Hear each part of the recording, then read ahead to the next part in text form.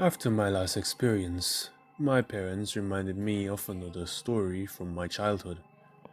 When you're 5, your mind lacks the experience to make informed judgments or connect things which aren't obvious.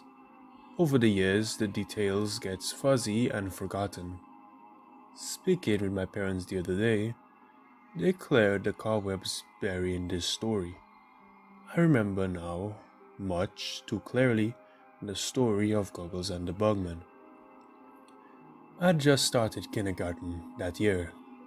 Everyone's a friend when you're 5, so I had no shortage of classmates. But coming from a poor family, I didn't get to see much of them outside of school. My parents spent all their waking hours trying to make ends meet and didn't have time to ferry me from house to house. So I spent my early years mostly keeping to myself, playing with random assortment of knickknacks from the shelf in my room. Being short on money gave my family a habit of hoarding, so they hated to throw anything out. One particular item on the shelf was a small old-fashioned TV set, a wooden veneer box about 2 feet wide by a foot tall. It had a curved glass screen that took up half the front panel. The screen was a large chrome dial used to switch channels. At the top sat an antenna formed by 2 terribly twisted wires. When my boredom made me turn it on, I'd usually just get static and snow on that glowing black and white screen. I'd twist the heavy clicking dial, hoping to pick up some local broadcast. Mostly it'd be some ghostly image or incoherent song fragments, but one channel was always crystal clear. It was Gurgles and the Bugman show. Gurgles was a clown, but not a common one. He wore a thin black suit that draped his tall skinny body with a matching tie and oversized novelty clown shoes to complete his distinct outfit.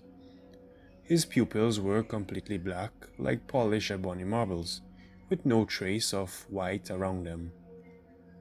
Black face paint those Black face paint around those eyes and across his cheeks and mouth made him look like a maniac grinning skeleton. It was only the crazy crop of curly hair sprouting off the sides of his head that gave him a more human look. As much as Gurgles freaked me out, Bugman scared me more. He was short and round, like a hunchback dwarf, with a dark cape. He had prosthetics covering his eye to make him look like a fly, and a mouth that was rotated 90 degrees and open from side to side. The show itself was like candid camera with pranks played on unsuspecting people. It would always start with Gurgles and the Bugman hidden away at someone's home. Gurgles would face the cameras, staring at you, his bony fingers touching his lip. When the unsuspecting star of the show came into view, the laugh track would begin to play. You would see them go about their nightly routine, oblivious to the conspiracy that Gurgles and Bugman had involved us in. We'd see them making dinner, or lunging watching TV with their family, or quietly doing their homework. Then, watch as Gurgles and the Bugman stole their pen, or moved their glass, or made things disappear behind their backs. The camera angles would change as Gurgles and the Bugman shifted their hiding place from the dark corner of a room to the cupboard, to the ceiling, or under the furniture, all the while looking back at you and winking. The closer they got, the louder and more laughter from the soundtrack. Eventually, when everyone went to sleep, a victim would be chosen for their prank. Waiting in the closet or under the bed, once their victim fell asleep, Bugman would crawl out and gently climb in beside them. His jaw would open sideways, and out would come a sharp straw that he stick in the person's neck. This always paralyzed their victims because sometimes you could see them struggle. If they woke and saw Gurgles and Bugman on top of them, The laugh track would then be extra loud and uproarious those few times the victims awoke.